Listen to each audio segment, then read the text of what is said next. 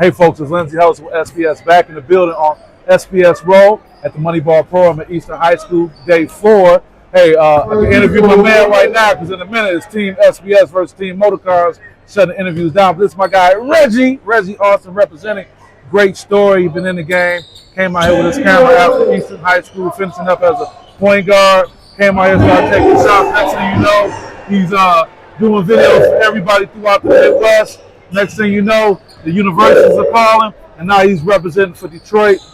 Big 3, Detroit Amps. My guy Reggie Austin. How you feeling? Man, I'm feeling good, man. It's like every time we see each other, we got something new to talk about. Yeah, that's good. That's a good thing. So I can't complain.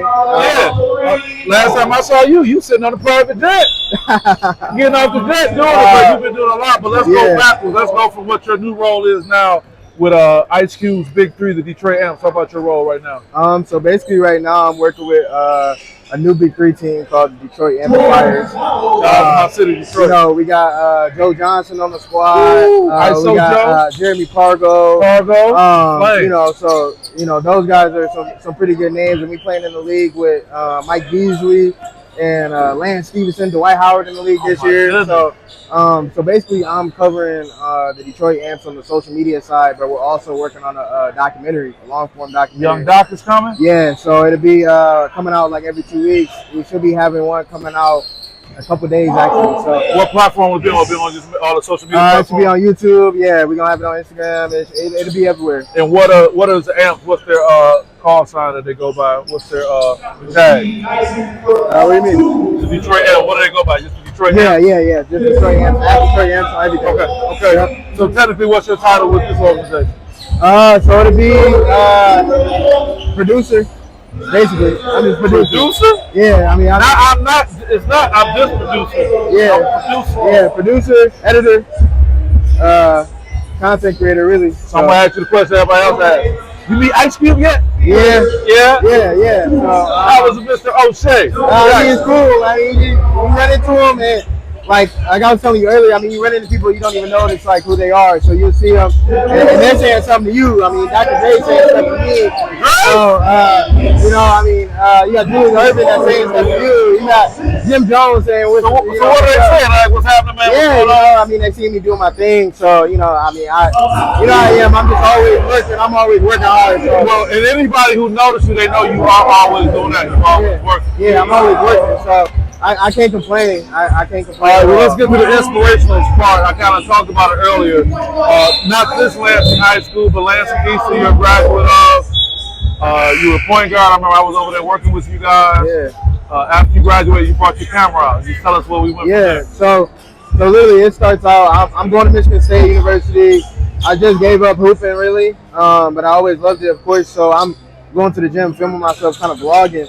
I go to a basketball game, and in the vlog, I'm at the game, and then I have to turn the camera around. It's a crazy game. So I ended up posting a video, making a video about it. I think it was Sexton and Easter, actually. So I ended up making a video about it and everything. And after that, everything kind of popped off. People are like, yo, can you bring the camera to my game? And I'm like, sure. Yeah. So I'm just showing up, and then people are like, yo, I'll pay you.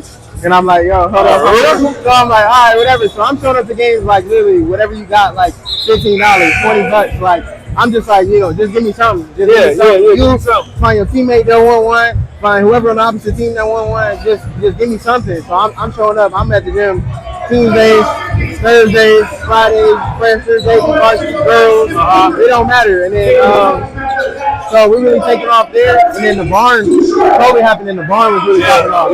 So you know, I just so happened to be around everybody who was renting the barn, and the Michigan State guys come in there.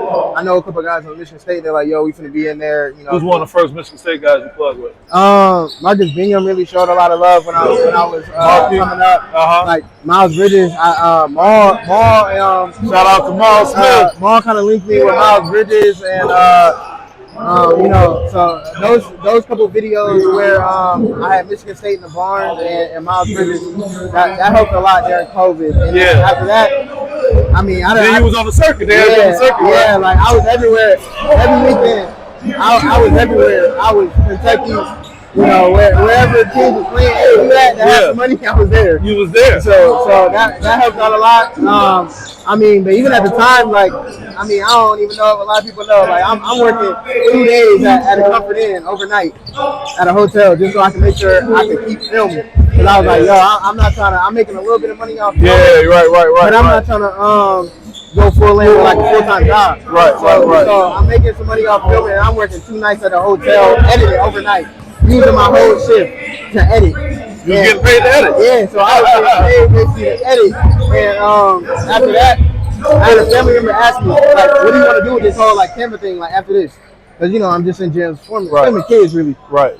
And I'm like, I want to work for a team. I say that was at my dad's like memorial barbecue. Rest in peace to your dad. And then I think a month after that, I started working at East Michigan. Exactly. Remember me and you was talking about interviews wasn't going the way you wanted, yeah, and all that. What do you take from that experience? That there's an interview, there's a job. I remember, like I was like right there with you, didn't get the feedback you wanted.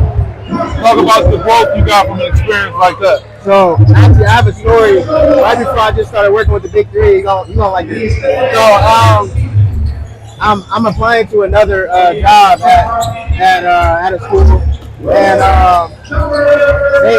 they rocked me last time. They was like, all right, you know, whatever. They end up picking somebody else. So they have another job open up, and I'm like, this yours. Like, I'm like, it ain't no other shot. Long story short, they didn't hire me, and I'm down about it. I was like, you know, I might just be done picking up the camera. I ain't gonna lie. Like, I texted my family chat, like, I think I might be done.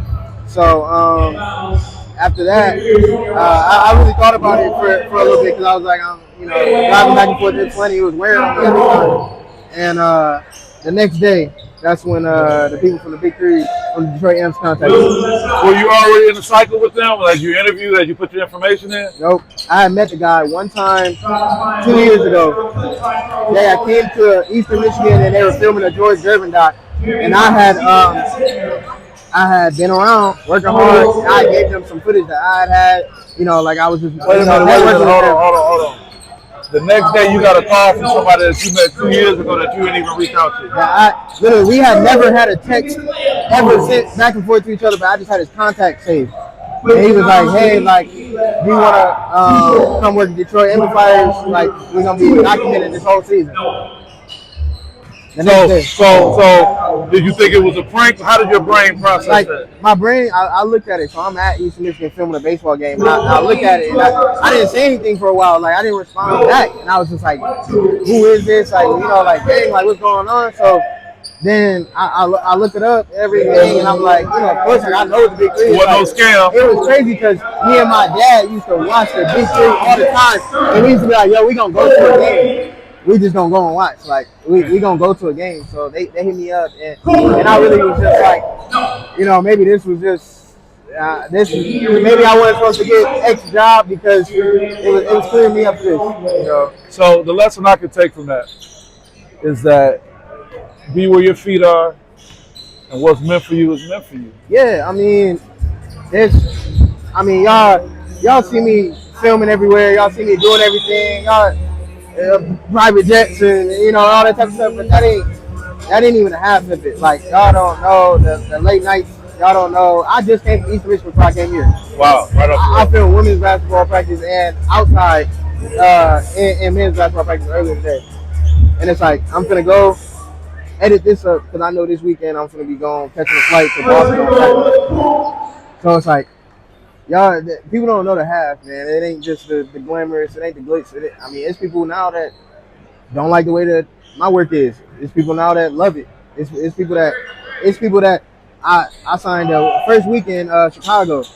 I had someone come up to me. They knew who I was and like signed an autograph for him. Legit. Wow. Like they knew who I was. And it's like we was in Chicago. Reggie, let me tell you something, man. You know I know you, but you have a presence about yourself. It's a quiet strength. And it's like, you be about business. Not to say no other person with a camera is not to say that I'm not. But it just comes out, man. And I'm glad that I had a chance to sit and share this story. We're going to get ready to wrap up. We're going to get to the next, man. I'm full off of that. Yeah, yes, sir. Any shout outs you want to give? I I just want to give a shout out to everybody that's holding the camera right now. I want to give a shout out, like, it might look like whatever right now. You might be filming little kids, you might be filming 5, 6-year-olds, you might be filming whatever. Keep filming, keep reaching out to people, all that type of stuff. I mean, anybody with a dream, the same rules apply, but it was one day I literally picked up the camera. Like, this ain't, and I just love it. So, And I'll add to that, don't be discouraged by rejection. yeah. Because if you really love what you do, like, I know I love what I do, I love the craft, I'm going to do it regardless. So I don't care who, like I said, I don't care who likes it, who don't like it, who whatever. Like, I hone in on my craft just like you do. It don't matter who watches videos, who don't watch videos, who support, who like, who comment. It don't matter. So just keep doing it. People gonna probably laugh. People gonna probably whatever. People probably ain't gonna share it. Hey, but somebody go call. But somebody gonna call. It's somebody who watching that love it. Somebody go call. That's all that matters. Reggie, awesome, my guy. I always say Reggie, like Bad Boys. He's always there representing for another reason to be grateful for Ice Cube and the Big Three. And with that being said, Lindsay Ellison live from SPS Road, the Moneyball Pro.